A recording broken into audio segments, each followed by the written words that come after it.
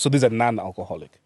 Even better. In fact, because we was in such a hurry to get here, we owe you 2 gifts, which we'll drop off at your office. I'm on leave, so you might as well bring them here. I will. Hey, your place is far though. No, it is not. Do you come from here every day for Every work? single day. It's not many kilometers, I also Leslie. come back here every day. Every day from work. It is not that far, Kalenga. It is here, very far. it's, You have driven further from Shima. Yeah, but if you go past the toll gate, that place is far. Okay. So, sorry, Honorable, you're saying? It's only 32 kilometers. That's it. 32 kilometers. That's it. Wait, let me ask you a question. If you're coming from Ciela, for example, That's far now. and you live That's far? not to here. I'm just trying to get a place within Lusaka. If you're coming from, say, Ciela and you're going to, say, Kabwata, what's the distance, do you think? About the same, I think. Precisely. And people go there like on a daily. Precisely. So just because there's now a highway and a toll gate, you think this place is further. Yeah. Whereas Well, there's places where you drive within Lusaka every single day. Yeah. The one thing that's a fact is that home is never far. No, it's not. Home is where the heart is, yeah. And this is the 3rd minister we've had on the podcast, right? We had Mr. Rodney. Haimbe, Mr. Skumba. Yes. The 3rd. Current minister. All of them current, yeah. Yes, that's what I mean. Yeah. We've had ministers. And have you noticed any common thread amongst the episodes you just mentioned? Let me. I've seen one which is not common, but the 2 with Haimbe is that we shop from their houses. All of them we shoot from outdoors in a garden like this, all 3. Yes. Yeah. But the difference here is that this is the first one where we didn't get food. He loves eating, sorry. I'm just pointing out the subtle differences. It's in abundance. Maybe we've gone a bit offside. There's always so much to eat. This is a farm, Yeah. and farm is where food is produced. So it can You never- produce your own food here? Of course. So what do you produce What do you here? produce here?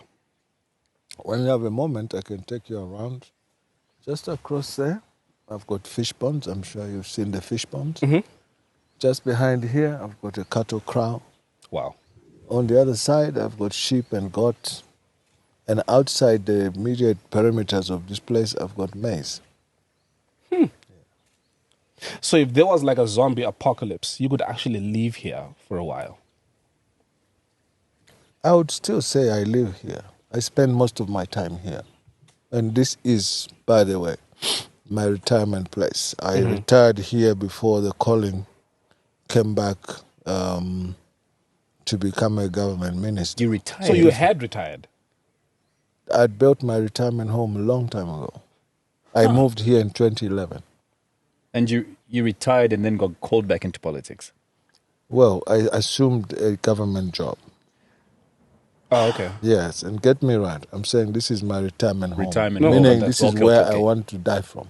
Okay. I don't know why you had to bring death into this.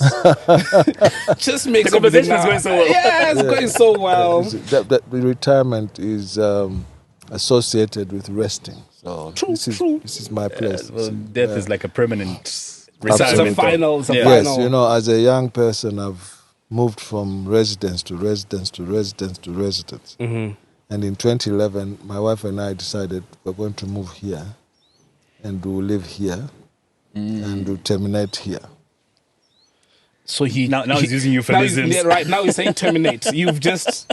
We see what you're doing. So as we proceed, what I would want to know is how would you like for us to address you. you? The purposes Well, of this interview. look, some things never change. Okay. I've always been Gary. Everybody knows me as such. And I take no offense with anyone addressing me as Mr. Nkombo, Gary Nkombo, Honorable. But remember the title Honorable is attached to the constituency. Right. Yeah. And as a matter of fact, if you want to know, many people misuse the term honorable.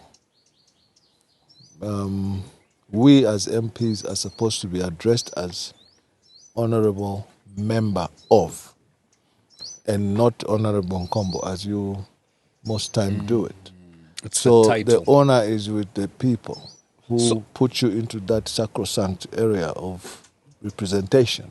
So the correct address for any representative is honorable member of this constituency. In my case, Mazabuka constituency. So that's where the honor actually rests. So if you call me Honorable Nkombo, I may want to take advantage, but there's really no honor that comes with my name. The honor comes with I've the always people. wondered that. It's you go and check even the rule book, and this is what we are told every time a new parliament starts. We are actually informed that the honor is with the people who vote. So it's supposed to be honorable member of parliament for Magoya, Mazabuka, Mutsanzala, and so on and so forth. So tell me something. Is this the term that is supposed to be used in parliament, or if an Everywhere. ordinary member of public is Everywhere. addressing you? Everywhere. So why the term honorable? Why honorable exactly? I can understand, the president is your excellency. I've just explained to you how it's a sacrosanct assignment. When you are voted into office by majority, it means you are carrying everybody on your shoulder, including those that did not vote for you. And so if you like, I can use an example of the Right Honorable Elijah Muhammad. If you've read about the Muslim Elijah. the Muslim, yes. The honor comes with the constituency. And the constituency for the Honorable Elijah Muhammad came with the following from the Islam, constituency. So it is a constituency-based title. All right? Got it. Of course, when you get an appointment, or they call it a nomination from the president, they will also address you as the honorable nominated member, since you have no constituency. Got it. And if you follow the proceedings in Parliament, if the Speaker is going to call upon a nominated member, she will not, or he will not just go straight and say, Mr. So-and-so, Honorable so-and-so. They will say the Honorable nominated member. Has anybody ever told you you have an intimidating face? I do. I think so. Are you intimidated? What you see is what you get, man. So they also say in life that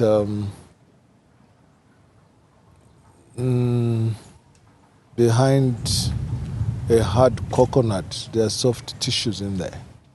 So some things can look different depending where you are sitting or where you are standing.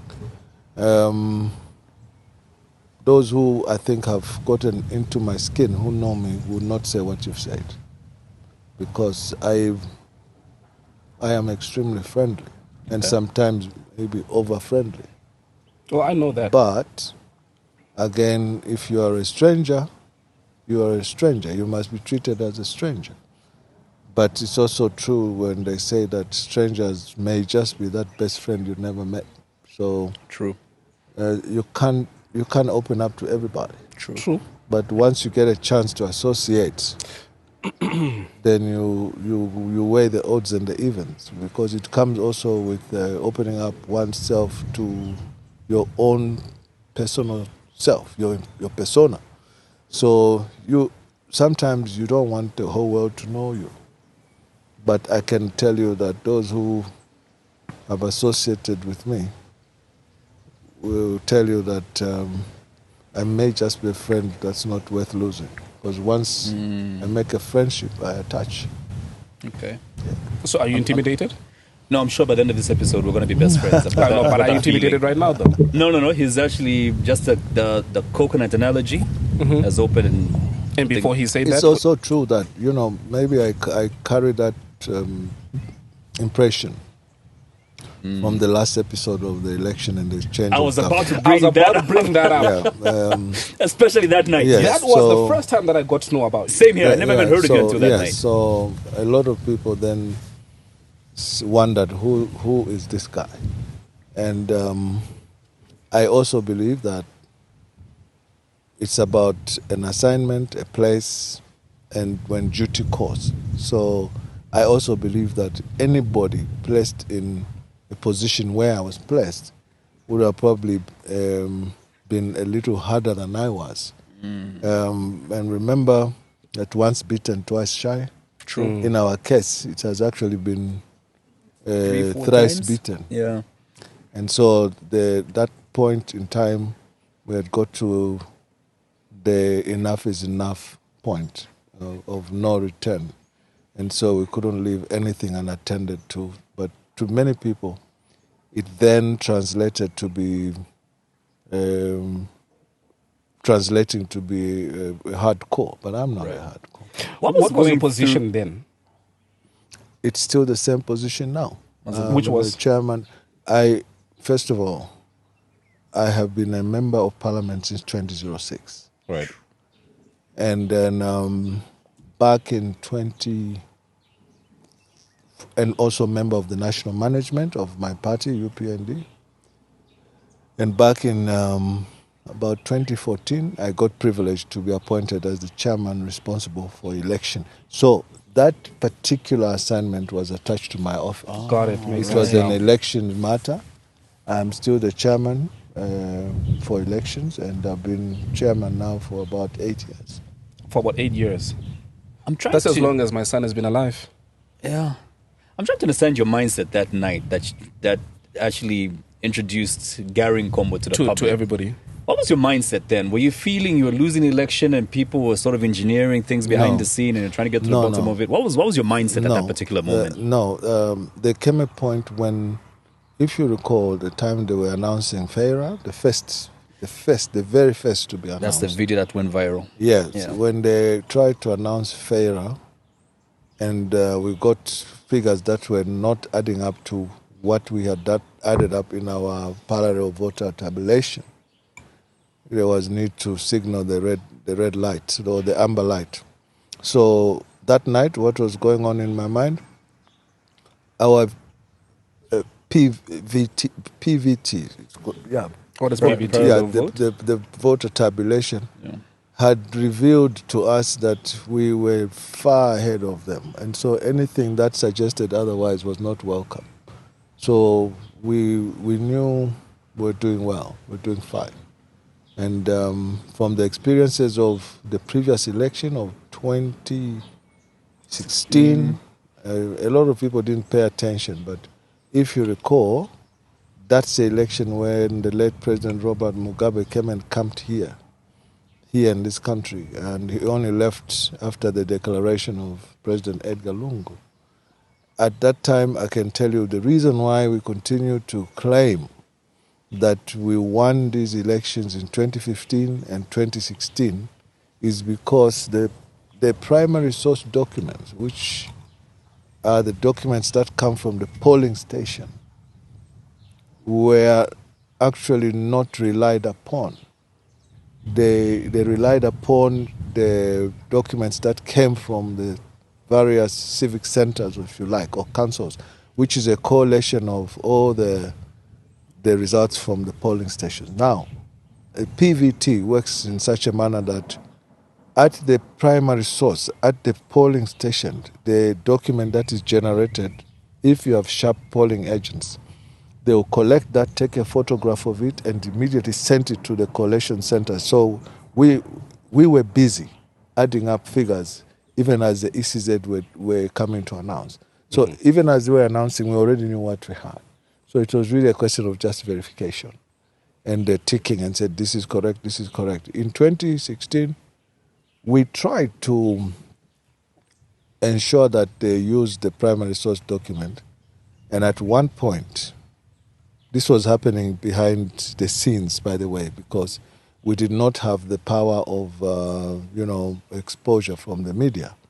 So the fight was in the offices. We had terrible fights with the then commissioners, and to a point where they just ejected us from the Mulungushi Conference Center.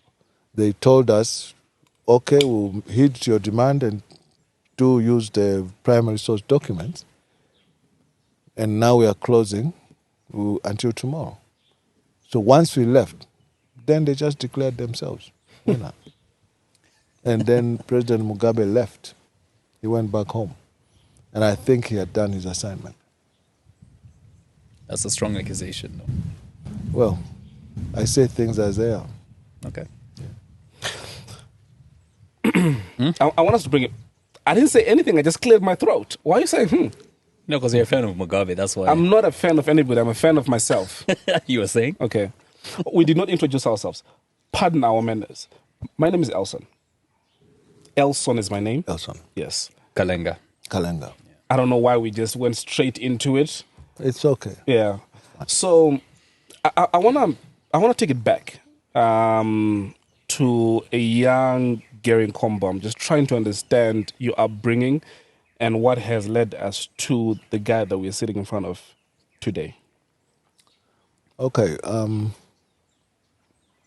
I'm ranking 8 in a family of 14. 14. Same mother, mom, father? same dad. Now, Oh, okay. yeah. Don't drive me down that route because they're all my siblings anyway. No, we're not trying to divide. Yeah. No, no, just trying to imagine. So I'm born of 14 and we lost 2. 2 succumbed and they're 6 feet under. The 12 of us are still here. And after the 2 who were older than me passed, it meant that my ranking went up from 8 to 6. So in terms of those among the living, I'm born of Beatrice Muyaba and Bernard Nkombo, Chilala Nkombo. Unfortunately, my dad passed away in 2016, just about the time we're doing elections for 2016. He died on the 20th of June, sorry. And so, yeah, my mom's still alive. She's 84 years old. And, yeah, I've got 2 brothers and the rest are sisters. And they're all around Lusaka, all of them. I went to school in a rural setup. My father was a teacher, a headmaster in Monza West. And he moved to Livingstone when I was in grade 2. Fast forward, I did go to a mission school called Rusangu Mission in Monza District to do my secondary school education. And in 83, I was fortunate to have been accepted at the University of Zambia, where I went to train as an educator or teacher. Following in the footsteps of your father. Yes, I was the chip of the odd block, they say. Yeah. So I graduated in 1988. And about 86, I met a girl who later became my wife and the mother to my children now. She gave me 2 boys. How did you meet? There was no Facebook. Through the back then, gold eh? rush. If you know what gold rush is at university, when young fresh girls come, those who are there start scanning and surfing. And Yeah. so I took her out of the gold rush when she came to Unza in 1980. Upon arrival. Soon You as, didn't waste yes, time. No. It's like, Yeah, and that then became my bride in 1991. So we have 3 children who are no longer children, all of them above 26. I married when I was very young. I married when I was 25 years old, and she's 1 year my junior in birth. She was 24. And so we generally just grew up together with our kids. We had our children in the first 9 years of our marriage. And so we are all just... a fascinating story. So as we go, because I normally forget my train of thought, how did you know? You were 25 years old. That's young. How do you know that this is who I not only want to marry, because I don't know if people at that age are thinking of marriage, but B, that this is the right person that I'm going to marry? And am I making the right choice at 25? I think 25 is a good... It's maybe a bit too early, but it's a good... I don't regret taking that route because, to be honest with you, I'm 59 years old now, and I stopped worrying about school fees and things like that when I was about 55, when I was left with 1 boy who's still doing his master's degree just now. But they were all through tertiary education when I still had power to run, to work, to do things. And at 59, I'm now doing community service. I'm doing politics, doing my own home business, and really, I think I must say that it's a decision that one would never regret making, because the life expectancy is so small and short now. I think it's about 37. Yeah. The last time I checked. And so by the time you get to 40 years old, really, you need to have found your feet on solid ground in terms of how you conduct your business, how you want to conduct your retirement, and how you want to slide off the work and allow younger people to come and fill in and step into the gap. So I don't regret marrying early. I actually am very happy with myself. And No, but again, How did I know she was the right one? precisely, Yeah, well, it shows. you just get that Yeah, sensation, it that all feeling. begins with attraction, doesn't it? Yeah, it all starts, everything starts with just an attraction, and then you get to know the inner self. And it brings us back to the earlier conversation when he you know, implied at the monstrous face. intimidating, sir. Yes, and so it's when you open your heart to somebody, then you decide, you get to know the beauty inside, as against what you see superficially. Because that fades, right? Yeah. So I married a girl. We've had our own challenges, but if I were to marry again, I'd go for her. Wow, that's beautiful. That's Really interesting. beautiful. I know I sort of cut you off the trail that you were going, because I just wanted to have an understanding of how do you know this was the one. But you are on a journey. Speaking of the same journey, maybe just a step back. You did teaching. And did you start teaching after that? Of course, I was going to do You were a that. teacher. I'm going to tell you that. Yes. Okay, all right. When I graduated at UNZA, my first assignment was at Tamatu School in Luansha, and then to Munali Boys, where I taught for about a year, and then I was identified by a guy called Thomas Malunga. Tom used to work for a company, an insurance company called W.J. Blackman. And this company was involved in insurance loss adjustment. So he liked me, and we met at the squash club where I used to play squash. And so he asked me, "What do you do?" "I'm looking for a graduate, you know." So I said, "I'm a teacher." So he said, "Wouldn't you like to consider?" And believe it or not, it was an opportunity I just jumped on instantly, because at the squash club, Tom told me, "Bring your certificates, and then we'll do an aptitude." And then the next thing, I started having what I didn't have. The job came with a flat. The job came with a personal to hold a motor Look vehicle. at God. It was like a bonanza. So I immediately tendered my resignation as a teacher and went to work at Premium House on the 4th floor for a long time. And then my company, W.J. Blackman, was bought off by another British company called Robbins Davis. And we continued. I worked a lot with Zambia State Insurance, with then established the PICZ, Professional Insurance Company, Madison. That's when they were all coming up, and also the reinsurers.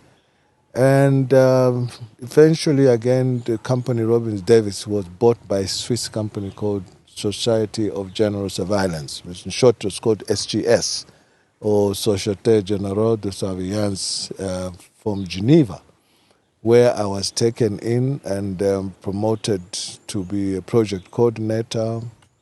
And I worked there until I became a warehousing and logistics manager. And I did a straight 10 years there, after which we had a difference. I got fired from the job. What did you do?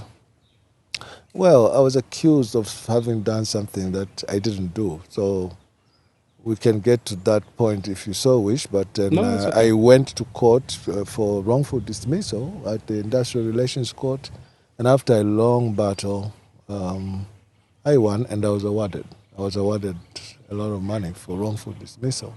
And that's how I began now my private business. And I've been working, I was fired in 1998.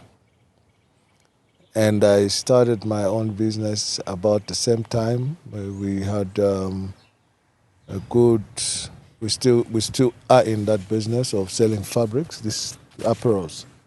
And so there was no looking back. In 1999, we established a company, my sister and I, called Real Time Cargo Services Limited. And we had a lot of work from FRA, from international grain traders, because I'd learned logistics. Remember, I was a logistics manager. So I worked for myself from that time on until through the time I was now identified and called to politics. What year was this? This was in 1999. What happened in 1999 is that the minister of, and coincidental, I'm minister of local government today. In 1999, the minister of local government, who was also a member of parliament for Mazabuka, two coincidences.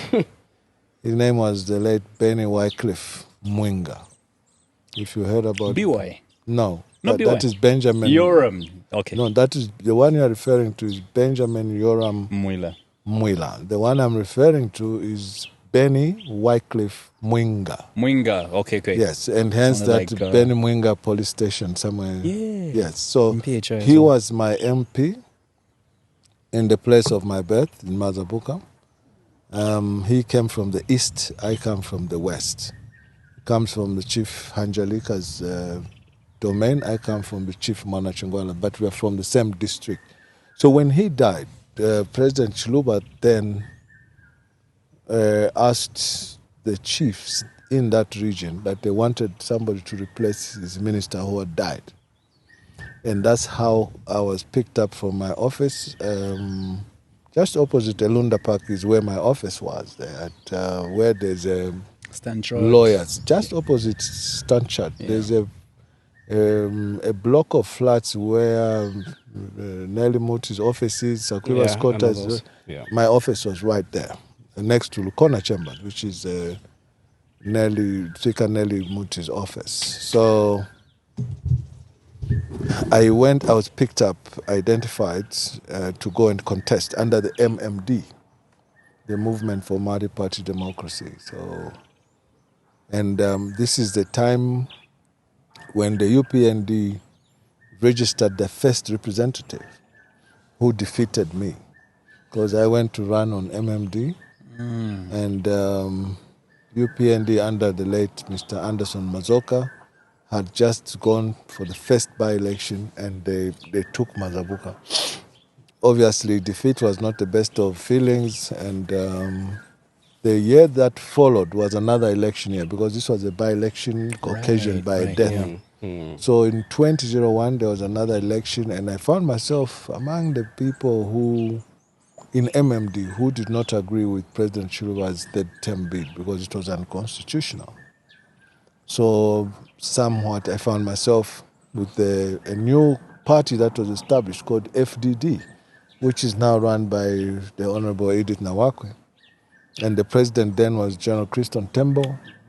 And we all shifted, those who didn't agree with the third term. And so we went into that race. FDD won most of the seats in Lusaka here. That included Lusaka Central itself, where Tupac became the MP. Chawama, where Jeff Samukonga became MP. Monali, I think it was Professor Nkanduluo, if my memory is serving me right. So they won in Lusaka, but everywhere else they lost. So it was at that point, in February of 2002, that Mr. Mazoka, the late, who had gotten 42 MPs in that election, actually came to my house in North Mid and asked me what I thought was wrong with his party, UPND, why I would be going to FDD as an alternative. And I melted, because Mr. Mazoka was a monumental human being. Yeah. To get a visit from a person of that caliber was too much for me. So I agreed. And the very next week, I went to Mazabuka and resigned and joined the UPND. What do you think it is about you that he saw for him to have actually gone to your house? Well, I had experienced Mr. Mazabuka during the time of my election, the first defeat. That when I went to campaign in Mazabuka, I was living in this guest lodge. And when he came to drum up support for his candidate, he was to live in that same lodge. And so, obviously, you know how politics is. It became a little bit uncomfortable for me to remain in that place. And so I gave him respect by checking out. I just told him, look, you need your privacy. I need to leave. I've been living here for 2 weeks. Remember, at that time, I didn't have a house in Mazabuka, which I have now. And I think he liked that demeanor. He knew my father quite okay. And he asked my chief, that visit, that morning of February, he actually came with my chief. He asked my chief, what is the matter with that young man? Why wouldn't he? So the chief had to also be honest to Anderson Mazoka and told him it is actually me who misled him because Chilula asked me to find a candidate and I'm the one who discovered this guy. And then it became important that the chief and Mr. Mazoka came to my place and said, look, turn right. And there's been no looking back ever since.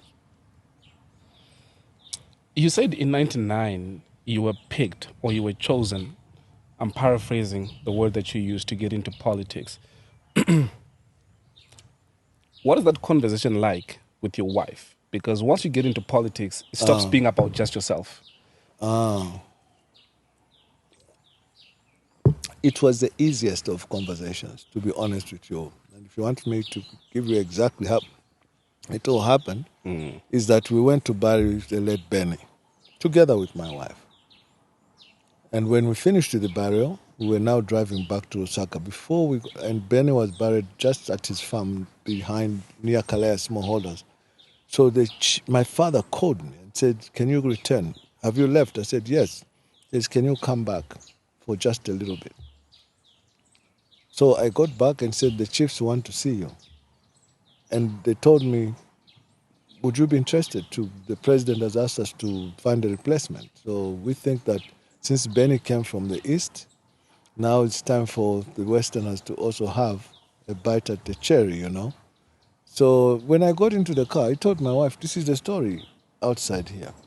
Why it was an easy conversation is because at that particular time, my wife's father was already a politician. He was an MP. He was a minister of government in the MMD. Right. He was minister of mines, and they died when he was minister of transport. So it was a very easy conversation, extremely easy. She already had that political experience in her family, so it was easy to see a man next to her do the same. Do you think the outcome would have been different if she wasn't for it? If she wasn't? If she was not for the idea, do you think the outcome of you getting into politics would have been different? Look, they say that many are called, but a few are chosen. You understand? True. And so I would have, because it's something I wanted to do, I would have had to convince her to run along with my idea. Whether it were to be unconventional or conventional, it is something that I decided I would do. And she herself, coming from the political background, like I explained to you, that when her father died,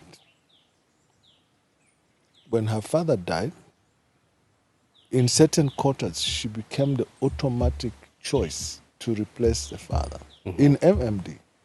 And so she went through that meal of being one of the options to replace her father.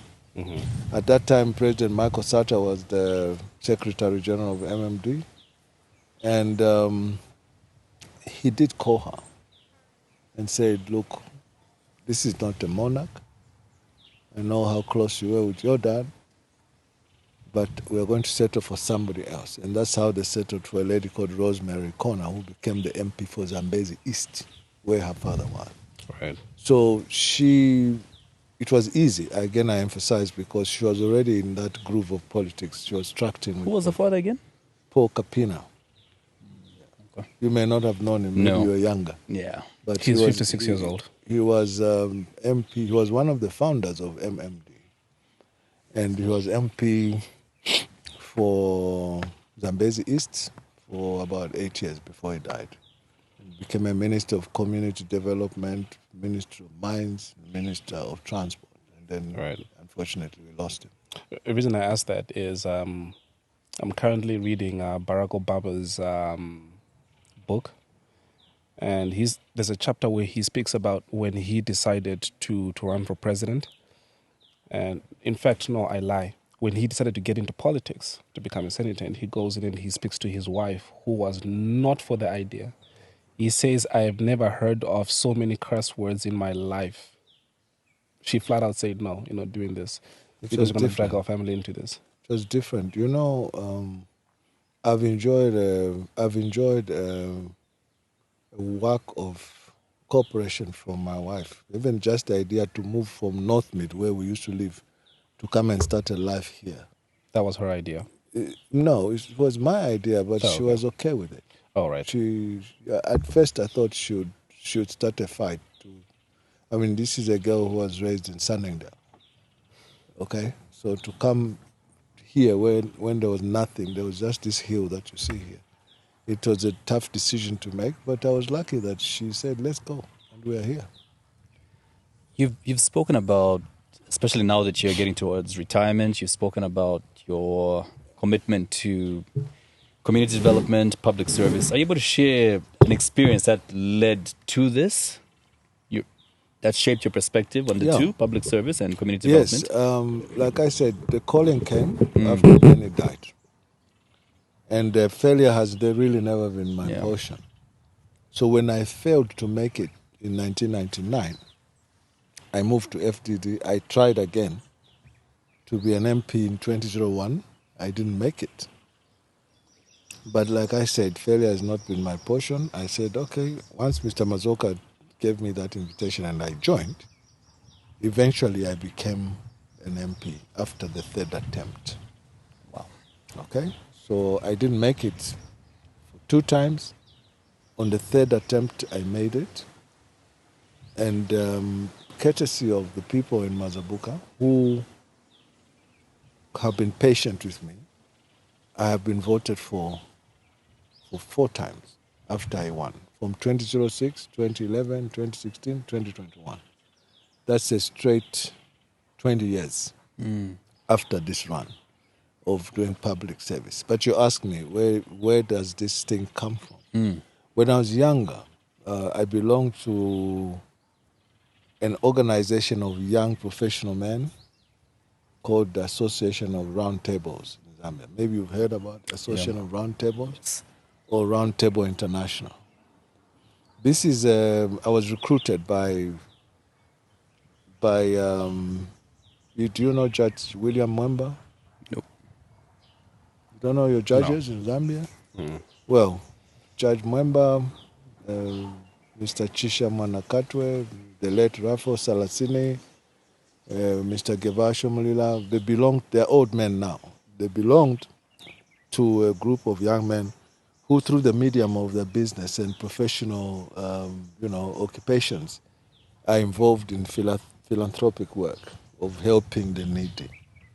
Okay, so Round Table, like Lions, if you know the Lions Club, like Rotary, their main objectives, the aims and objectives really are to reach out to the very weak in our society. And when I joined the Round Table and I was introduced, it then started shaping the kind side of me, if you can use that word, because then I started experiencing the very weak and underprivileged in society. For instance, my table number 11 had adopted the Matero after care home of the aged. They also adopted some orphanages. And so every so often like during the festivities now, Christmas time, would go and make donation of hampers to the very less privileged. And so that part is what got invoked into running for office of Member of Parliament or the Legislative Assembly, because it is always a joy to pick up someone who's in dire straits, who's in need, Yeah. from their doldrums. And so I became a Member of Parliament. One of the first things that I observed in Mazabuka, which I think will go down as my legacy, was the realization that, you know, as far back as 1973, I don't know where you guys were then, but I suspect you were not around. No, we were not. Yes, there was a commission report that was done by Judge Sakala, which stated that in this whole country, Mazabuka was the only town or district that had no land, because all the land had been parceled out into commercial farms. Oh, sugar. Yes, Sugar farms into and the commercial likes, yeah. farms. So at the time when Zambia Sugar was being established in 1966, my people, where I come from, the Chief Mana Chingwala, were driven from the arable land into the flats, the wetlands, where we are now, in the Kafue flats. And they left where Zambia Sugar there is, all those plantations. That's where our relatives used to live, our ancestors. And some of them from Hanjalika were drifted from a place, it's a big farming block called Chizobo, into the hills. And that's why you find that this place became populated in the flats where we come from. But every dark cloud has a silver lining. Because of the conditions then, we then discovered that actually we're sitting on gold, because these flats are where animal husbandry thrives. And that's how come you find that the people in that region are all cattlemen. Oh, so when you say gold, you don't mean literal gold? No. Not actual gold. Okay. Yeah, but we found an opportunity in the flats. Right.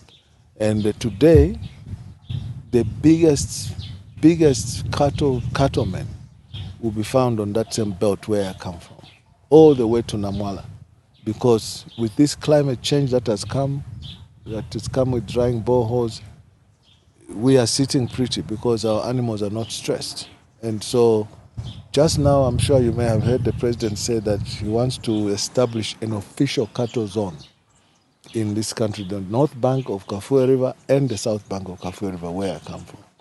And so that's how we moved. And one of the first things I then embarked on was to do some resettlement, because there's a place called Zambia Compound. I'm sure you know the word Zambia Compound means that's where the real people live. When I became MP, I found that the whole place was completely congested to a point where there was an airstrip that was right next to the same location. And so one of my first tasks was to go to President Levi Manawasa then. When I won as MP, Mr. Manawasa became the president. And I requested him to dig us at the airport because it had been encroached, so that we could replan the place and then decongest it. So one of the things that I think will go down in my history as having achieved was to decongest that Zambia compound, Deka compound it's called. I also then went and pursued another piece of land at the Zambia Institute of Animal Health, or in abbreviation called ZIA, back to Mr. Manawasa, and I said, look, we need this land for people to be resettled because they're living like sardines, you know. And fortunately, at that time, he agreed. So we replanned that whole place, and if you went there today, you'll be amazed to find that people are living in reasonably good order. Vehicles can crisscross. Before, it was just like a big slum. There was also an issue of accidents. If you've been following Mazabuka very well, there's been constant accidents of big trucks plunging into ShopRite because of that gradient hill coming into Mazabuka from Lusaka. Where the traffic lights are now? Where the traffic lights are now. If you see, now this happened only after being an MP for so long. It's something I'd been pushing to create a diversion so that trucks don't come into town. Oh, yeah. And now there's a brand new road. I'm sure Yes. you have seen that Yeah. brand new road. That at the first traffic lights, it will Yeah. take all the heavy traffic to the right-hand side, right round to the entrance of I've seen Zambia that, Sugar. yes. Then out. And ever since that, there has been no single accident, and I feel good about it. That was you? Yes. Yes, we did. Obviously, it wasn't me, but it was my government. Salute, either way. No, salute, either way. It is something that constituency. the president appreciated. And the moment that in the first year, I said, look, sir, this is one of the things we've been promising our people, that if we are coming into office, we are going to make sure that we clean this, and it was cleaned within the first year. So it is a credit to the president. Obviously, on the wing side, it's a credit to me. And so the challenges that we've had in Mazabuka was based on what I hear. And let it be given that I was considered to have been one of the most unreasonable and outspoken opposition member of parliament. And in turn of that, my constituents had to be punished for voting for me. And so while they were doing township roads, Mazabuka was neglected. They left shows out. It was just left out. And each time I complained, they used to say, oh, Ka voted, the way you vote. But today, I think God has been gracious. We have managed to do a 6 kilometer. That same loop is 6 kilometers. It is congested. And I think in terms of now, what I started off by saying, that Benny was the MP for Mazabuka. He was also Minister of Local Government. I am Member of Parliament for Mazabuka, and I'm also Minister of Local Government. One of the biggest tasks that I've had is to challenge all the councils, all the MPs, to make sure that we sanitize our surroundings by making sure that our people go to the designated trading places. For instance, it's issue of street vending. I also think that it goes beyond Mazabuka, that despite what the people who were there before us were scared of doing, to follow the law and order that speak to the Markets and Bus Station Act, they were shy to put people in the right place. And this is why there was a proliferation of vending. And if we did not intervene, and if we didn't take the strength and the resolution of the president to remove our people from the streets, I don't know how Lusaka would have been looking today. But we made a bold decision. And this decision, at the time when we were making it, I had to go, obviously being guided by the president, to get a buy-in from everyone, including the church, including the members of parliament, because the situation as it stood then was that there was so much mayhem that the actual designated markets had been deserted. People left the markets. There was no one in the market. Everyone went into the street. So we did an audit of how many empty market spaces we had in Lusaka. And we discovered that there were in excess of 11,000 trading places that were in Lusaka. And when we did a head count on the vendors, at least we tried to count them, they were almost about the same number, but slightly less, maybe about 10,000. And so when I did the final stroke that broke the camel's back was to go and convince the MPs to say, guys, and from the opposition, this is what I intend to do, and I want your support. If we take the vendors back into the markets, they'll obviously come crying foul to you, and you are likely to issue negative statements. I was fortunate. The moment that happened, I went and did a ministerial statement at Parliament, and I got overwhelming support, even from those who were there before, the PF, who said, you've decided to bite the bullet. This is what we failed to do, because we just were scared of being voted out. And that made you very unpopular, I remember that. Yes, and I don't know if that's what the case is. Unpopular maybe to the affected people. But what about to the citizen, the general person? Yeah, that's what I meant, unpopular to the marketeers themselves. Yes, but listen, it was just, I don't want to be graphic, but let me just say to you, what was going on then in terms of how people were trading in designated places was abhorrent, because you know that the city does not have sufficient sanitary facilities, toilets. So what used to happen is that these people, they started also selling alcohol. If you remember, the island of Freedom Way also just became a clutter of Vendors. merchandise Yeah. of this kind or the other. And Yeah. each time the council and ourselves did a cleanup, we would find undesirable things like chamba, cachaso being sold. And by 10 o'clock on a daily basis, the youngsters of this country were inebriated, Done. Zombie were mode. drunk. And so we had to take that bold decision. Unfortunately, we got the support. There's still a pushback, but the support is there. I'm sure you also know, as I just finished with this particular subject, that there was a big market called Munyaule Market. Did you know about it? No. Really? You know it? Everybody Wait. knows Munyaule Market. Do you know Mnyaule? Where is it? It's next to Simoson. No, I didn't want you to help him. I wanted to call him out because this one lies. But yeah, this Munyaule Market, back in 2018, I think then it was the Honorable Member of Parliament for Chipangali, the Minister Vincent Mwale, who was Minister of Local Government. He actually issued a statement when there was an outbreak of cholera in Lusaka, that the cholera had first been traced at Munyaule Market. More than 1,000 traders, not a single toilet.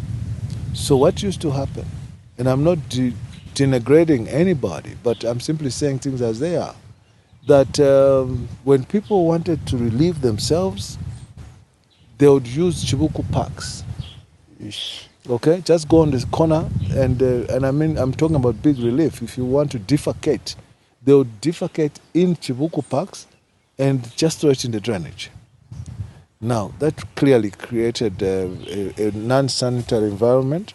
And to break that Munyaule Market, again, I had to go to the National Assembly and talk to our guys. Fortunately, I had found in my office where I sit today an undertaking that PF had made in 2018, that Munyaule Market must be broken and a new market should emerge. But that's a decision that was difficult for them to implement because of the obvious. That is where all the atrocities were happening around Soweto area there. It was a no-go zone for any other political parties because that's where, you know, a place called Kamgodi? You never heard about it? I've heard of it. I don't know where it is though. The headquarters for Kamgodi was like a torture chamber for anybody who was opposing PF. It was They had a torture chamber. How come you guys don't know this? Because we I'm surprised. How ask come us if we know granddaddies. Yes. Just Google Kamgodi. Just Google it. This is where, you know, everybody was being whipped in line. Bus drivers, if a bus driver is identified as supporting any other parties than PF, they would be excluded from operating in there, sent home.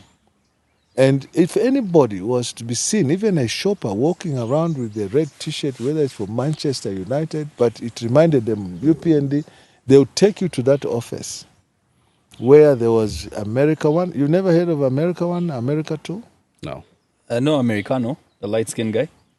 Not That's not a manufactured. guy? That's manufactured light skin. no, you're talking about Kalimanshi. No. Kalimanshi, yes, No, innocent. no. We had guys, who probably be unfair for me to mention them here, but we had PF operatives that were the ones in charge of discipline. Anybody Wow. who did not agree with PF. At Intercity, there was another office that used to discipline anybody, even a passenger, a traveler who wants to go to Mongo. If you stray in that Intercity and you are wearing a T-shirt that's red, you were beaten up. Imagine them using this microphone. Yes, you would be beaten up. So those are the things that we together with our leader have tried to reverse to make sure that everybody has got a right of access to trading places. Anyone can go into a market with a PF T-shirts, No one will harass him. And if you remember when we took office, I think our members were yearning to revenge. Mm-hmm. And the president has been making this pronouncement that you break the law, you are on your own. Yeah, we did see a lot of that revenge happening on the night of the announcement. I remember at 2 a.m. I was in Nakonde that night, and former PF cadres, or PF cadres still then, that night. Houses were raided, cars were burnt down, they were beaten up. Those were caught, on the streets. Yeah. Yeah. But it took one word. When the president said stop, I remember. 3 days later, it all everybody stopped. stopped. Yeah. But I will take you back to 2011. I used to live in North Mid. That's the year I moved here. In 2011, when PF won, they beat the living daylights out of anybody and removed people from the market. I used to live in North Mid. The women at North Mid there who had been fronting the MMD story were removed from the market, beaten up. And again, it took Mr. Hakande Hichilema. He went to the Intercontinental Hotel then and did a press conference to ask Mr. Sata to control his people and tell them to say, look, if you leave this unabated, the people are going to kill each other. And therein lies the difference between what we had in PF and what we have now. So really, those are what I would say the things that society may remember me by. The issue of vending is something that I think the people who were there before us had failed completely to control. And we are trying to do that. And by the way, we in the next 7-8 months, that which was Munyale Market will be, and I'll call you there, will be transformed into a modern double-story building, which is about nearly 3/4 of a kilometer long. But where have you taken those marketeers? Where are you taking them? Well, we talked to them and moved them to a temporary site with the view that those who cooperate, they will be given offer letters there and then upon vacation. The moment they leave, they're given offer letters so that they have the first lien or priority when the new market comes on. So the period of construction was 16 months. We've done 6 or 7. So we only have another 8 or 9. So the temporal site, sanitation is proper there, everything is in order? We did toilets there. Okay. And then I was about to speak about how I have got, because I only realized today that you're a member of parliament for Mazabuka. I've got a very soft spot for Mazabuka. About 5 years ago, I have a business that operates in the entire southern province. Of all the towns that are in the southern province that we could have chosen to have created our base, we chose our base in Mazabuka. And in total, we employ about 120 people. Of those 120, 50 are in Mazabuka. And there's a lot that we have seen that a lot of people do not really get to appreciate about Mazabuka. From the outside looking in, and I know this is not really common to anybody else who might watch the podcast, but my first investor was a Muslim guy. And we went to Mazabuka. Come 1 p.m., he had to do his prayers. And we did not think we would find a mosque. There was one. On a weekend, he's an avid golfer. There's one of the best golf clubs that we have seen there. So we would spend days on end, and I would say, hands down, there is a lot that we have not really appreciated about that town, which for the past 5 years, I go there 3-4 times a week. And there's a lot that I feel can still be done, especially Nakambala market, with how many marketeers there are and how congested it is. But the infrastructure, the roads, local tourism, that is a pretty well-run place. So, yeah, I only got to know that your MP, well, this is a very persistent fly, today. Yeah. But yeah, kudos. We do see the difference in If you go how true now, it is. now that you've mentioned, Nakambala market is the biggest market in Mazabuka. For the first time ever since I became MP, that which you see, that structure you see now, is coming down. Okay. All of it. It's coming down, and we are building a modern market for those people that is going to house about 800 people. As I'm talking to you now, the contractor is on site. He's doing that market. The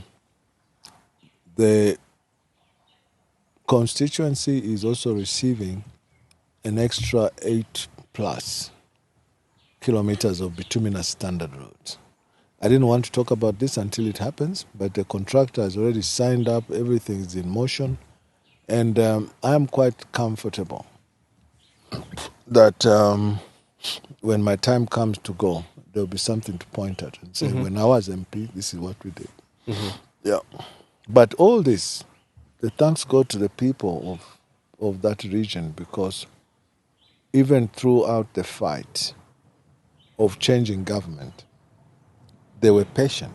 Said, let's try these guys, we'll see what they'll do, and the difference is being seen. I'll tell you now. The Constituency Development Fund, which is the flagship program for the UPND, has been so impactful to our people. And I'm fortunate to be the minister responsible for the flagship program of our party. Before, it was 1.6 million kwacha per constituency per annum.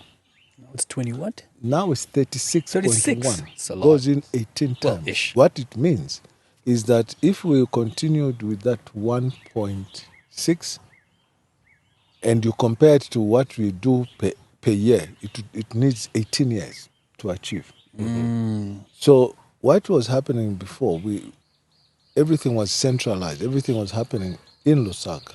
But now we have decentralized the style of government, and we have actually decided that we're going to match the decentralization with the resources. So money is going down to the people. The people themselves decide, they choose what they want to achieve for themselves. It is left to me. Now, this is happening for the whole country. As a minister responsible who delegated an authority to the provincial local government officers to just approve, because there has to be a check and balance that government money is being taken to good use. Yeah. So the people under our current setup, the people themselves are the ones responsible for determining their own destiny. Mr. Nkombo, from 1.6 to 36 million, where did this miracle money come from? It's not miracle money. It's about priority. Okay. Remember this all the time. We did a debt restructuring, right? Right. And I'm sure you heard the Minister of Finance at the presentation of this year's budget was that had we not achieved that debt restructuring, the entire budget for this coming year would have all gone to the debt service. The entire budget, which means there would have been no money for free education. The hard questions that you should be asking me is, where did the money for free education come from? It wasn't there before. When Mr. Hichilema kept saying, when I come into office, I'll reintroduce free education, people were laughing, saying he doesn't know what he's talking about. How come it is happening? How come we have this CDF? Where did the money come from? The money was there. It was a question of how much priority was attached to what. The money and was possibly there. misuse as well. Yes. But again, we sort of assume that every person that is watching this knows what CDF is. Right, and so before we get into 36 million and how much has been done, for the benefit of those that do not know what it is. Yeah. Let me just explain that CDF is in 4 components. Okay? 60% of the Constituency Development Fund is there to fund community projects. Community projects include clinics, schools, water, those things that benefit communities, as an example. The next component is bursaries. You know that we are now sponsoring children who were left on the wayside from conventional education. Those who didn't make it to become teachers, but they were Form 5 certificate, it's now called grade 12 certificate, and cannot proceed to college. we deliberately decided that we're going to empower our citizens by giving them skills training so that we train them to be entrepreneurs rather than training them to go and queue up for a job. I love that. So, I like that. so what is going on now is that we are training carpenters, and coupled with that, we decided, okay, these kids of this country have been sitting on the floor for a long time now, maybe 18, 20 years. People just didn't care about the learning environment of the children. So we said, as you go to learn carpentry, we are giving directive that some of this CDF money must be used to import, to buy desks. And the desks are going to be produced locally. So what does that tell you? It tells you that we are going to percolate some sort of an economy Around locally. every constituency. Yes, around every constituency. And the directive was that the fabricators of desks must come from that particular jurisdiction. So money comes and starts circulating right there. Secondly, the secondary school bursaries. Many kids had fallen out of school because the parents could not afford to take them to school. Now today, government has picked that tab to pay for the children's bursaries. Basically, upkeep, food. So skills training, bursaries, free education, all those, to me, are notable things. They may sound, not tangible, but ultimately, I went to University of Zambia, like I explained to you. My father was a teacher. He wasn't a wealthy man. And if I had to pay, which I didn't. Dr. Kenneth Kaunda's government paid for me to go through University of Zambia. Today, I'm a minister because I went to school. So there are many kids that are going to be redeemed by this particular program of free education, of skills training. And in the community projects, again, we've insisted that once people get a skill, they must be given priority to do work, doing block work. If you're building a clinic, we say, look, you advertise this, first the local people should benefit the contract of building a clinic. Okay, and so to us, we think that it's working well. We have also another program that has been ingeniously created as a result of the current situation that we're facing, the drought. And this is a Cash for Work program. I'm sure you've heard about it. I was about to ask about that. Yes. What is it, and how does it benefit the ordinary man, especially young people? Yes, let me tell you. Yeah. This was one of the most, ingenious ideas that the president came up with after he declared a national disaster as a result of the drought. And the way Cash for Work program works is that first the Minister of Finance had to come back to Parliament to ask parliamentarians to agree to vary the budget, to remove money from areas that we thought were not so impactful in the ministries all across the board, and take them into a basket called Cash for Work. And we managed to put 2 billion kwacha. Okay? Now, 83 districts of this country have had drought, severe drought, which means there was no food production, including Lusaka. So the way the Cash for Work program works is that government has provided maize, okay, into the FRA from areas that were not so hit hard with the drought. So the food then becomes available. What about the money to buy the food? It's absent. And so that's when we now said, okay, we're going to do a Cash for Work program where people are going to clean public areas. So the silver lining on this dark cloud called litter and garbage is that people who go to clean the marketplaces, the bus stations, and the public areas will be earning 60 kwacha every day. So after 10 days, they have a 600 kwacha. If you have a 600 kwacha, you are likely to manage to go and buy a sack of millet. That's interesting. To reduce the stress. And so I truly think that was too ingenious an idea, and the president deserves high commendations. But then that's very Can we have the applause? No. As a matter of fact, I think the president has indicated that, this should go on until whenever the weather conditions are going to normalize. Okay. I want you to know that in the first world, there is what they call UB40, if you like. There's a band called UB40. I know UB40. Unemployment benefit, yeah. Yes. So that is part of a social protection.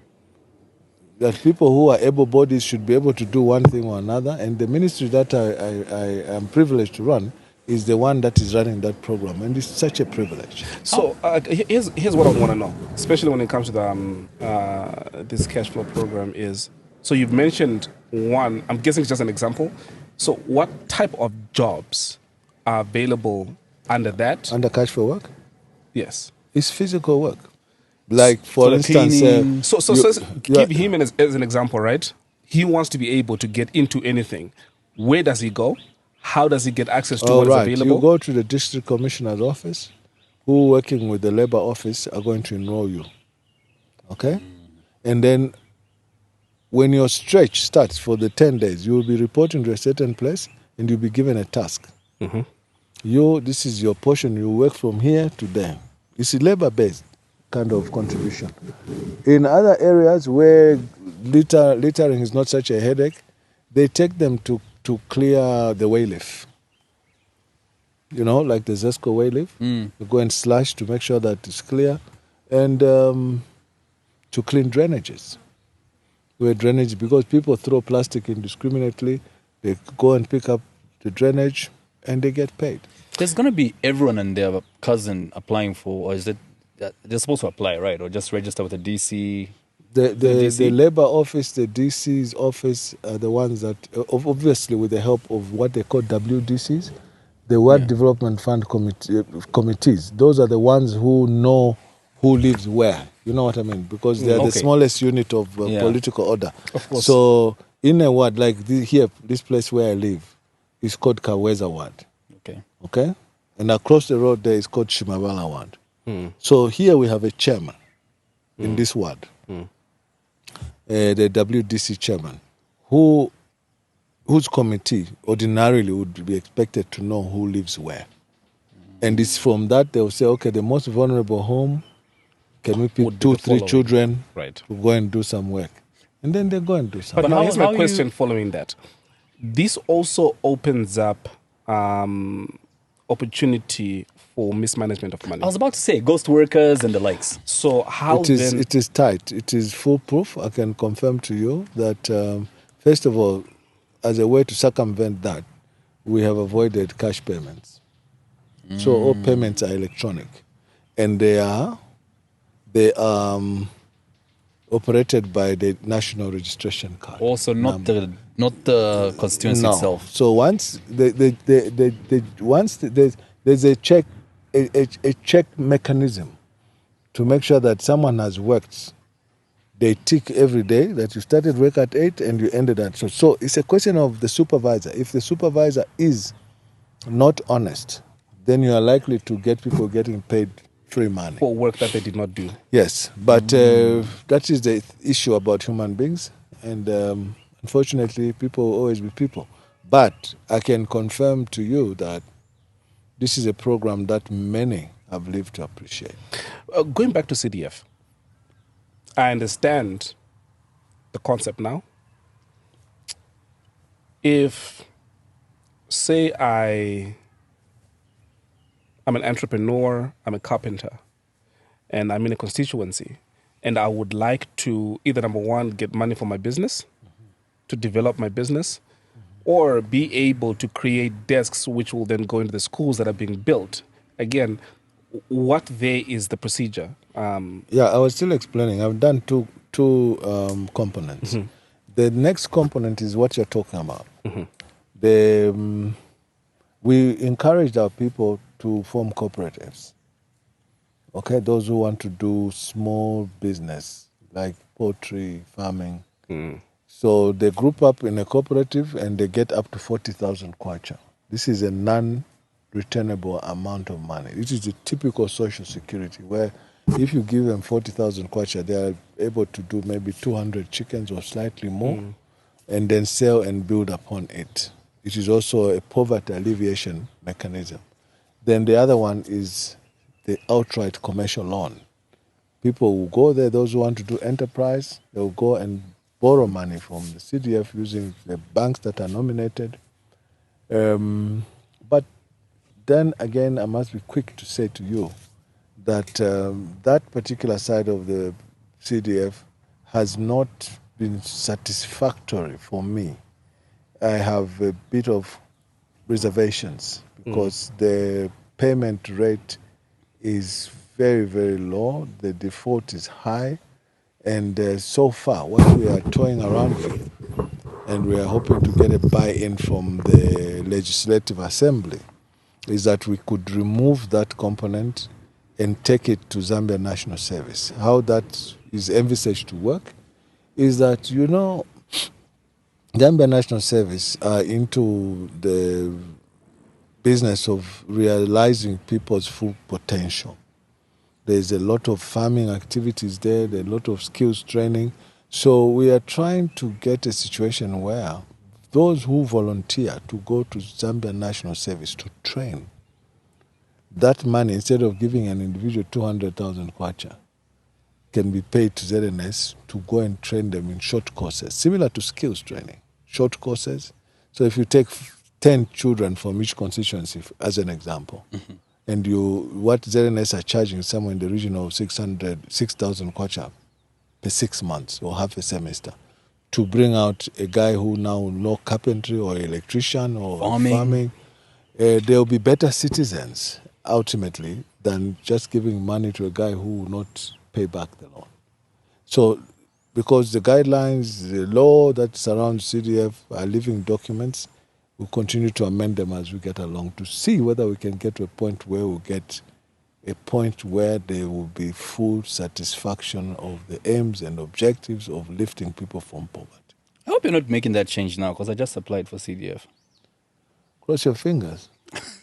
Cross your fingers. And toes. And toes, yeah. How often do you visit your constituency, Mazabuka? From here to my place is 75 kilometers on. From here to Mazabuka. So it you're takes me there 1 hour. I'm so going you're there there, regularly. I'm going there tomorrow. What do you listen to on those drives? The music? Yeah, in your car. I listen to everything. Podcasts. Do you listen to podcasts? Do I? Do you listen to podcasts? No, I will start now. on your with this one. episode? Start with this I one. shall. What do you listen to, though, on those drives? You look like more of a jazz kind of person. I listen to all sorts of music, including Zambian music. Okay? I listen to soul, I listen to pop, I listen to jazz, I listen to rumba, I listen to kwaito, I listen Kwaito. to amapiano, everything. What kind of phone do you have? An iPhone. An iPhone. You know how, I'm guessing you use Apple Music. At the end of the year, Apple tells you that the artist or the music that you've listened to the most of that year. Did you get that? I think so. I'm not such an expert, but I know my phone updates me. Yeah. So I think starting December, when you open your Apple Music, it would say the last 12 months, the top 3 artists that you listen to the most were 1, I'm 2, really 3. curious to see what's I in would your top want to 3. know who On was my in phone? yours. Yeah. You want me to play a song? No, just open your Apple Music. Yeah, let's play the first song that's on the playlist.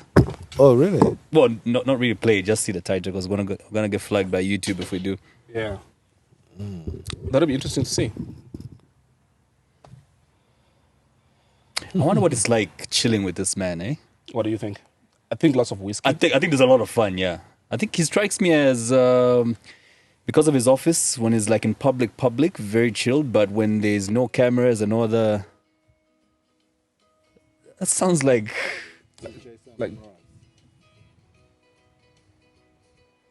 This, if I was listening to this while I was driving, I'll fall asleep. Same here. I would go straight to sleep.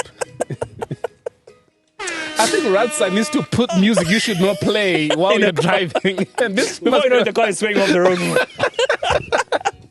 No, look, it's great music. I think it's rich people music. Yeah. Okay. I think... Rich and white. Maybe you might want to pause that because YouTube will flag us. But who's the artist? Jason Mraz. Mraz. And the title of the song is I'm Yours. Jason Mraz. Yes. Interesting. So is that what's on the top of your playlist? I would say yes. Is that what you're going to be listening to when driving to Mazabuka this afternoon? Tomorrow. Oh, it's tomorrow. Yeah. To be too early, I'll be listening to the news. Also, you listen to the news daily? Of course. Is that NBC? A person listen to all stations. Okay. You know, the world is changing so much with the consumption of... I really wanted to see the top artists that you have on your Apple problem. podcast, on your Apple. I've got a few Apple Music. categories. Yeah, can I just see? I will navigate to it. You know how to get there? I'll show you just now. I was talking about the way the world there is you sort of go. changing with the consumption of. Stop. Okay, Stop. what have you found there? What's there? This man has got Tupac. Tupac. Tupac. Got everything, yeah. This is incredible. I've got everything. Tupac. Who would have thunk it? I think What's the top song from Tupac there? All eyes on me. it's just- All Eyes on Me. All eyes on me. I think because of internet, as you can see, it keeps track. I did You have say to be this man in close private enough. is a very You have fun to- man. You have to go close to the house to I gather did not think I'll see Tupac in here, to be honest. Everybody's there. I see Brian Adams. Okay, that makes sense. Yeah. Yeah, I see a bit of Rumba. Who when it comes to rumba? I see Kofi Olomide, of course. Okay. Those are like the legends in Rumba. Yeah. I see, I don't know how to pronounce this, Chala Moana. Shalamwana. Yeah. Am I the only person who didn't know who this is? You're the only person who doesn't know who that is. I'm shocked. We're all shocked. I would know I I'm did. so embarrassed to be right now. Hey, don't judge me. So there's lots of Kofi Olomide. There's Wenge Musica. It's amazing the power of music. How you listen to a It's song from universal. Congo. It's a universal language. Yeah, It you is, don't understand it is. anything, but you be there on your drive listening to. I Shalamwana. wanted for That's- internet to have been there. So under home is where the most music, the most listened to music would have been, but because there's no internet, You're to own close shows. to the president. What does he listen to? I wouldn't know. He's very private with his life, eh? As you know. Yeah. He strikes me more of a jazz person. Hakainde Hichilema? He strikes me His more of a Excellency? jazz person. Go. Sir? Huh? Reggae. He listens to reggae. Reggae? That makes sense. Wait, reggae like Bob Marley reggae? And Peter Tosh. And the Wailers. No, really? Oh, he knows. He knows. Well, how do you know this Gob? Get the microphone. Does Gob have a But, microphone? no, we didn't set him up but today. the president also has a weakness for his dance, you know. He dances a Oh, lot. he's got those dance moves, so I'm sure he listens a lot to his traditional music. I have told you who in particular when it comes to the president I want to meet. I've said this several times. Who's that? Who in relation to the president did I say I want to meet? I can't remember. His barber. Oh, because that's been the most consistent hairstyle I we've think- seen in this country. I Yeah. think it's his wife. You It's think his the wife. I think so. That is the most consistent Hairstyle in the country. hairstyle I have ever seen. I think it's his wife. It doesn't go beyond a certain. It's just there. It's just exactly It's the way it is. the way the presidential portrait is. I think he's like that the whole year, every year from the time we've been introduced to Mr. Hichilema. You think this will be interesting? Now I really That's can't wait to just have him on what the I podcast think. and talk I know about that it. before he became the president, his wife was looking after his hair. Wow. Wow. And I'm sure she does it with the scissors. Yes. No, but then he has the fade too, like The line. The no, lining. there's no lining. That's a natural No, lining. it is That's not. a natural lining. Bring the No. president's portrait here, I'll show you. That's a very natural lining. No, it ain't. That's clearly a machine lining up. I have my I doubt. will check. You- Do you have sorry? a presidential portrait I here? have my doubt. Go, please You put it have on your the screen. doubt that it gets Yeah. lined up? You think it's natural? I think it's natural. It's not very. He's got It's It's not pronounced very though. He's got- manicured he's or got- pedicured, whatever you call it. he's got good hair. Yeah. No, that I'll he say does. But Yeah. then it's Very very happy. pronounced. How do you spend your free time? You look like a very serious man. On a boat? That's where I'm going now. On a I'm boat? sure you saw me. Yeah, we saw you reverse the I'm boat. yeah. going to Kafue. I'll be going there as well. We'll see. So like, can I come on your boat? Why not? You fish? Or just chilling on a boat? No, well, I don't fish. So it's just I chills use on a it boat. No, I use it as transport. You use it as transport. See, this is rich people talk. I know, right? Just going to the other side of the river with my boat. So what You got happens? stuck? Sorry?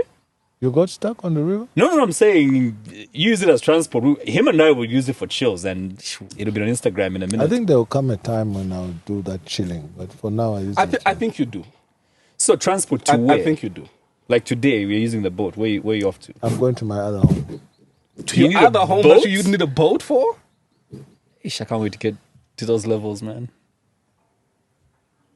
I can't Let even me tell, imagine do you that know? life. Do you know somebody else that has got amazing land where you need a boat to get to? Vatis. Yeah, but this is my neighbor. He, You need a boat to get there. Okay, you just don't go there with your Toyota Corolla your and Mark start X's. knocking. Yeah, that is my neighbor. So there's no road to where you two There live? is. There is? But you just prefer using the boat? Yeah. So I was asking how you spend your free time instead on the boat, but if it's transport, how do you actually spend your free time? Well, like Sunday afternoon, I'll sit up there and maybe roast some meat. Have a drink. I don't know. I was expecting something more flamboyant, something more. Tell me what you see when you see this man in your mind. Like I said, when he's in his office or working as local government minister or as MP, I imagine he takes his job very seriously.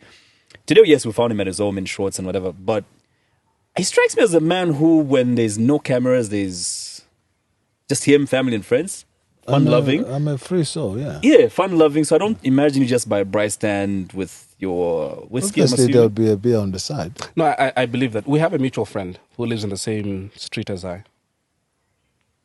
So, yeah, here and there. I won't say who it is. I'll tell you off air. You get to who chill that with guy them? is. Yeah. He's invited me when he's come here before. Okay. And the chill was... I didn't come. Oh, okay. No, I did not. All right. Here's what I want to know. Obviously, Kaleng and I are the exception. I'm trying to think of... I keep giving him as an example. Who is he? So he's our resident virgin on the team. So a regular person wants something from your ministry. What do you suppose? Is it A, easy to get access to you?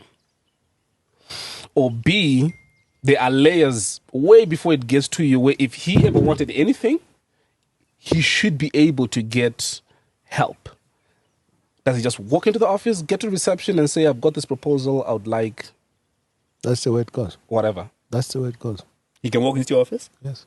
Straight to your office? That's the way it goes. I'm going to tell Nick And Tembo. I'm not kidding. Just Wait, straight to your just office and ask to see look, you. I can easily and safely say I'm one of the most accessible ministers.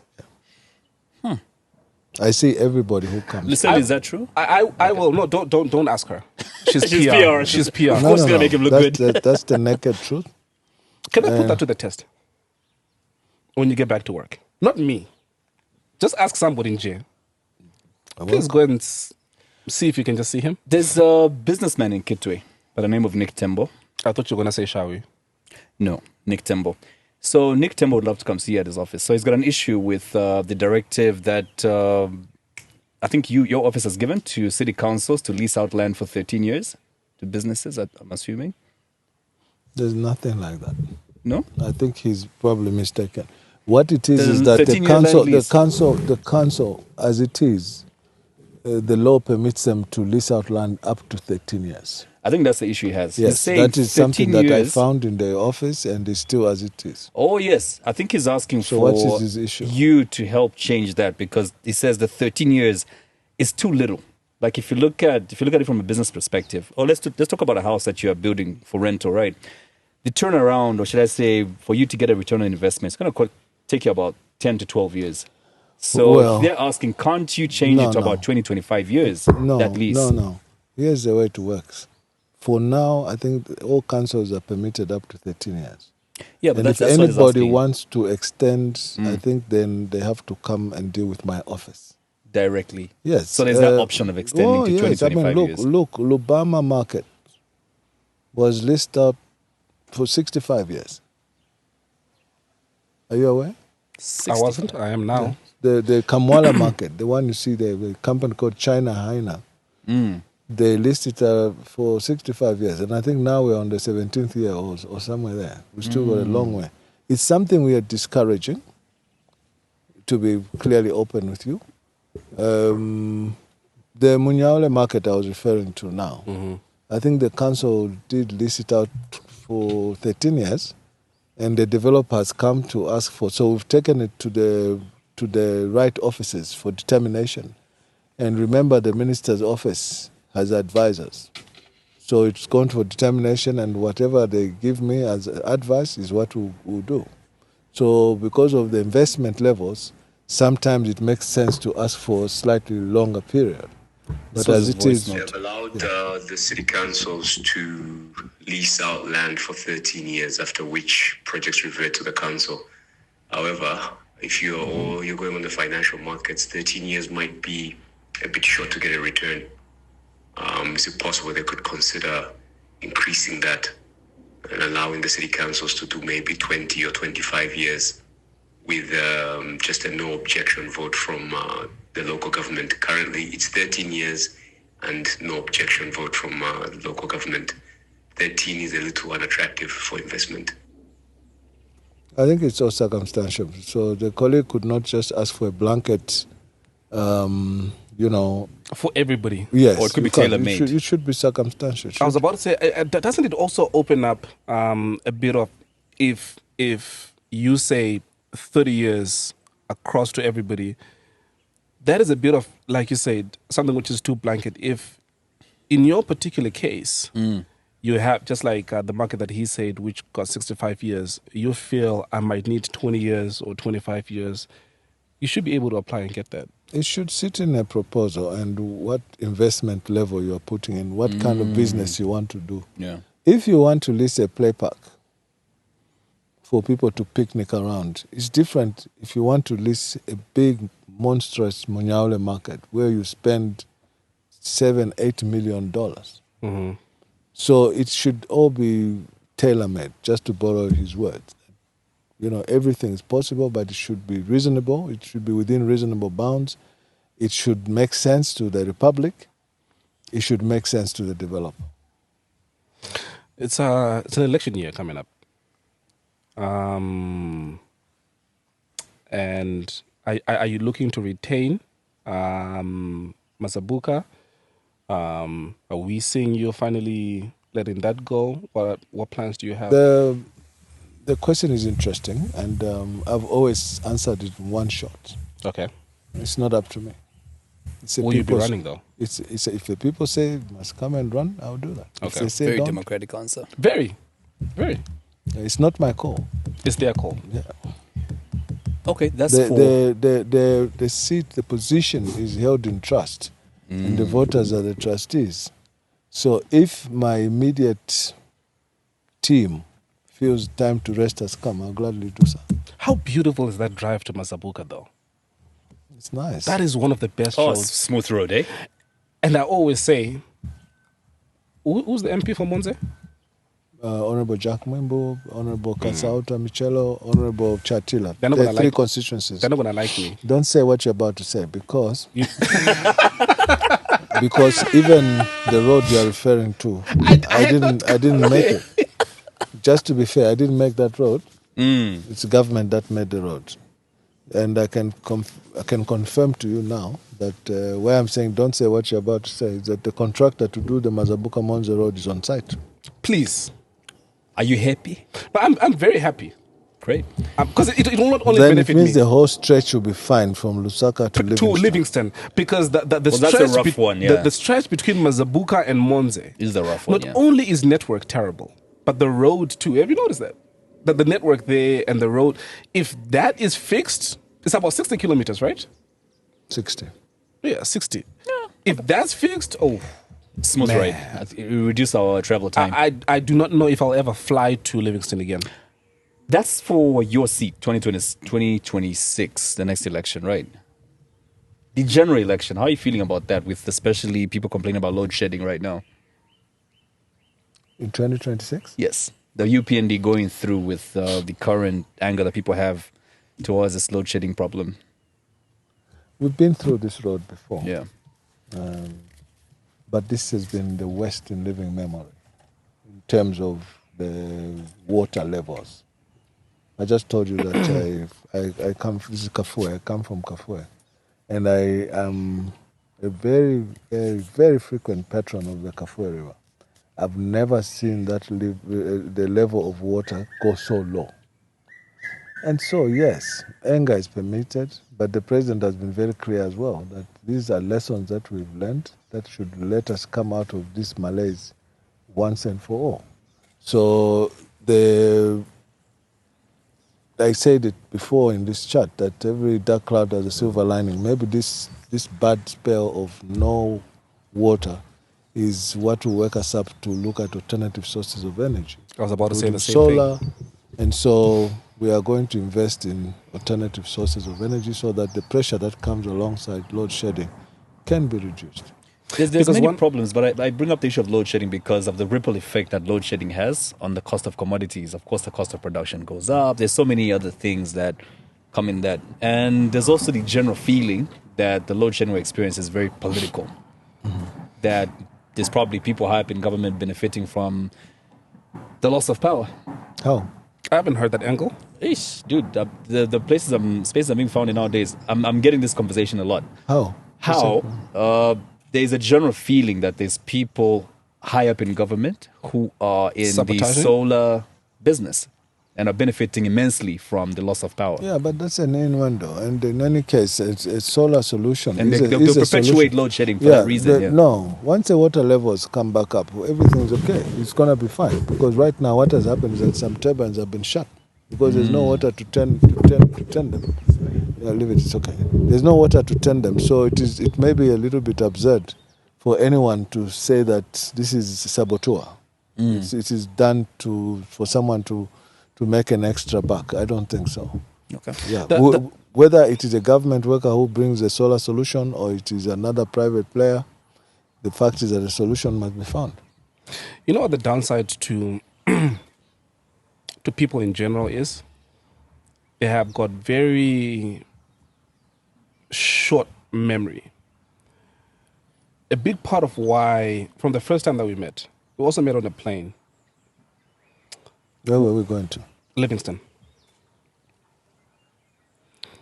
There's a lot, and I think I said this to Rodney Sukumba. There's a lot that is done, but that is not said where people don't see it. When I look at the demographic of the people that watch our podcast, we're going to 6 million views now.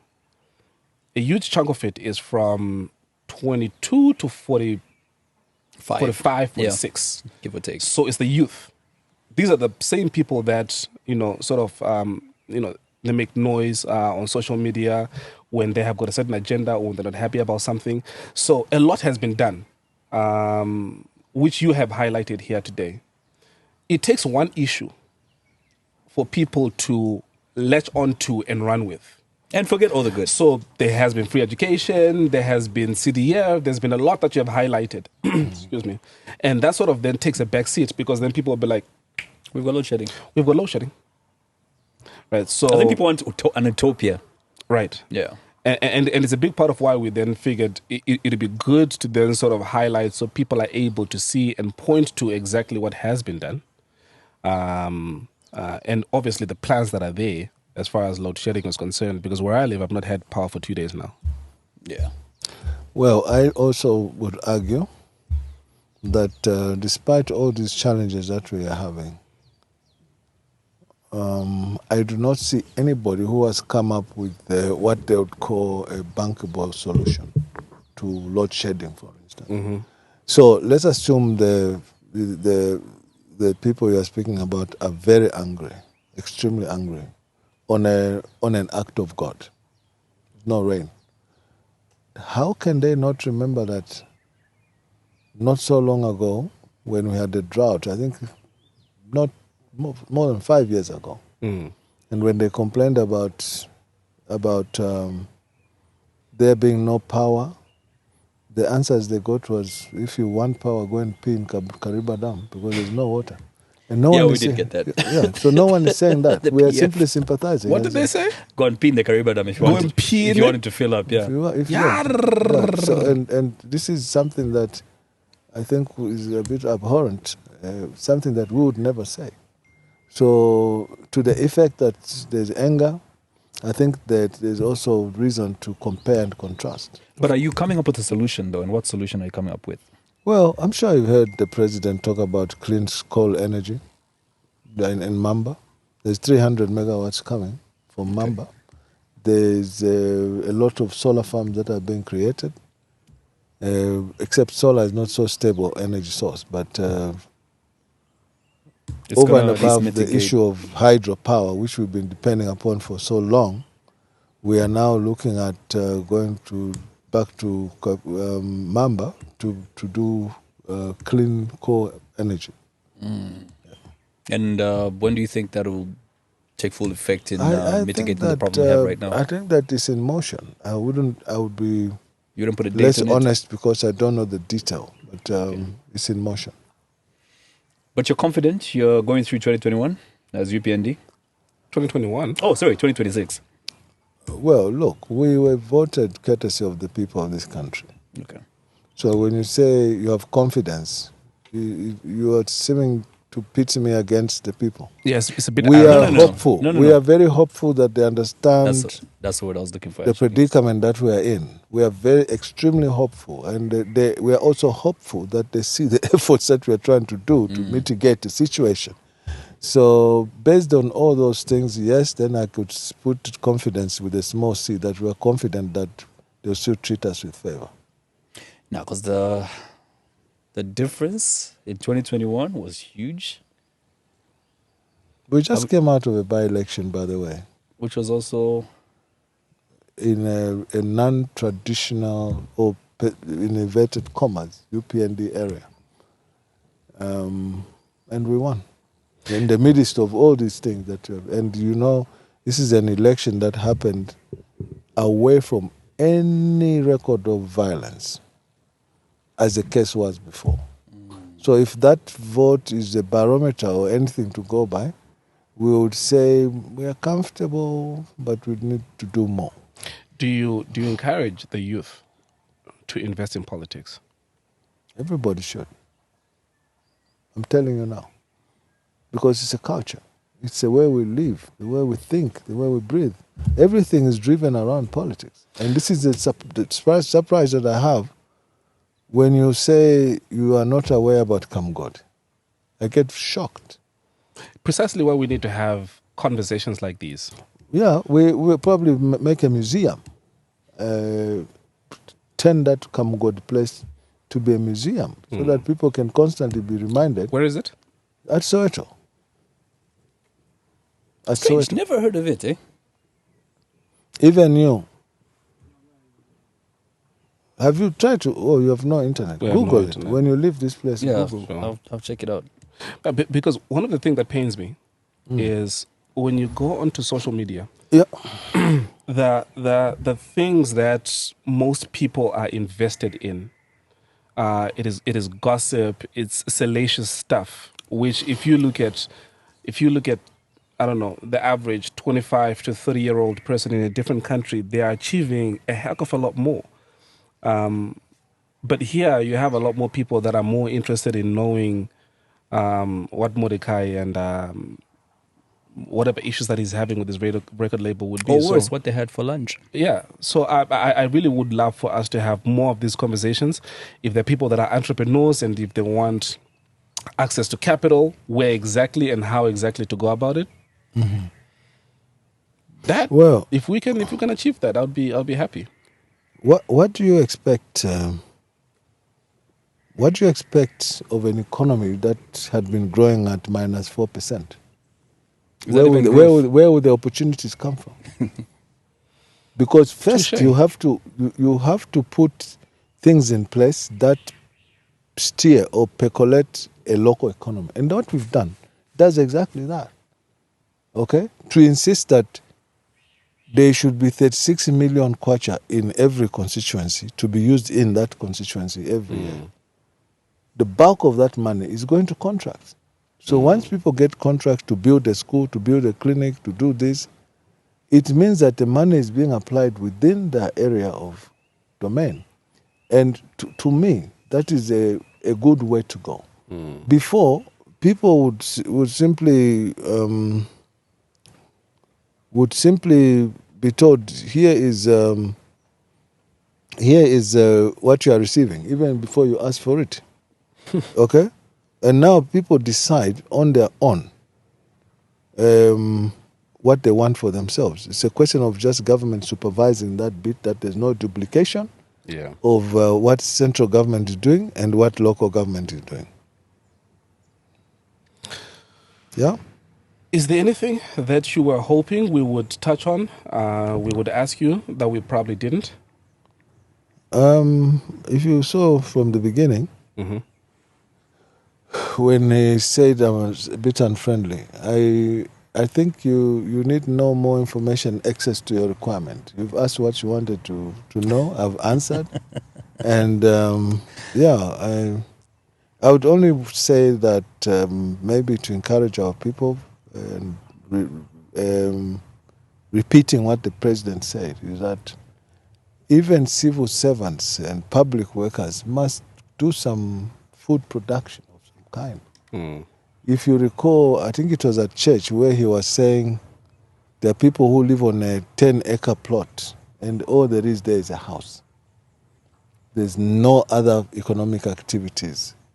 So if you had an extra moment, I would tell you that my 50-acre plot, apart from this recharge area here where I left some trees, everything is under production. I left about 5 acres of recharge. There are trees there. Which are important. The rest is either cattle, fish, sheep, maize, and I'm happy. I would be too if I had a property like this. Sorry? I said I would be as well if I had a property like this. As an individual, what would you want your legacy? What do you want to be remembered by? You know, you write your history as you live. And if wishes were horses, beggars would be riding on them. So I think that those who've associated with me know me more than I know myself. Because there will be these trends that people use to eulogize me when I'm no longer here. But to say I'm good at this and I'm bad at this, I think it's a bit too much. The only thing I know is that I'm a determined and self-actualizing man. That's a good point to end. This has been incredible. I mean, it's always a good thing when you get to learn new stuff, isn't it? Especially that there's Tupac on his playlist, yeah. That's just brand new, totally brand new for me. Would have think it. Yeah. This was the first episode of this incredible 2025. year. If this is the set tone of what the year looks like it's going to be a pretty interesting. And remember to click on I know the we don't have subscribe Showmax button. yet on this episode. Yeah. Mkuka, you could have capitalized on this. All right? Can we get with the program? So big shout out to brothers and Big Tree. And thanks a lot for all our viewers and listeners over the years. And we're now in the new year, 2025. Remember to click on that subscribe button. We're still in the 70,000s. It'd be nice 80. to move to 100. Yeah. What's that? When you check the stats, it shows you how many people watch and actually how many subscribe. Oh, right. Yeah. Yes. So, the last couple episodes, the last 4 or 5 episodes, 90% of the people that watched those videos were subscribed. Right. So only 10% type in our podcast name and watching it, which we appreciate, but you can also just take 2 seconds to click subscribe. We also have a new convert. He says he's going to start listening to podcasts from this one onwards. Yeah. Yeah. Could you start with our podcast? Yes. Thank you. Just tell me how. It's very nice on the drive. You listen to a podcast. Getting to Mazabuka, you listen to this one. On your your iPhone, you Yes. have got an app that says podcasts. I'm sure it's there. No, Apple it Podcasts. comes. So It comes it's with every iPhone, It comes with every iPhone. Okay. So just type in that Z podcast. So every single Tuesday we update with a new episode. We don't have the president's number, but you can also forward him when we forward it to you. Sure. Yeah, we'd like him to start watching We our have on podcast as good well. authorities watched 1 episode though. All right. Yeah. Well, Well, let me thank you also Yep. for Okay. taking the time to come. When you come here the first time, it looks far. I won't argue. But then it's not far at all. It takes me 20 minutes to get to Lusaka. I did not think that sentence was going to end the way that it ended. Yeah. But Can you was ask me gonna how I say thought it that was going to end? Tell me. You said, when you come here for the first time, it looks like it's far. I thought your sentence was going to say, when you come the second and the third time, it will not be as far, meaning there will be a second and third time for us to come back I here. was going to say that this place is open for you to come anytime. We'd love to taste your fish, your sheep, Yes. your cattle, your maize when To they're taste. ready. Taste, yes. As in eating? Eating, yes. Oh, the chances are slim. I wonder why. I would They're all rather for sale? go to the butchery. Of course, when the fish is ready, we sell. But, yeah. Serious. Is there any that is ready now? No, they're Okay. about this big. They're okay. still small. Okay. They are That's cool. 4 months old. That's cool. Mr. Nkombo, thank you so much for coming through. Really appreciate this. My pleasure. It's a What great we way- would want also And come is again. in that camera, that is your camera, just to say your name. Hi, my name is so and you're watching That's That podcast. All right. I'm a very easy student. We know. Thank you for taking the time. My name is Nkombo, Gary Nkombo. I hosted 2 beautiful individuals this morning here at my house for this podcast. Thanks for watching. Perfect. That's enough. Thank you. Well, your father was a headmaster. If you had butchered this, you'd be turning in his grave right now. So thank you. You done? Liseli, are you happy? Did we cover all your questions? CDF, Yes. cash forward, Yes.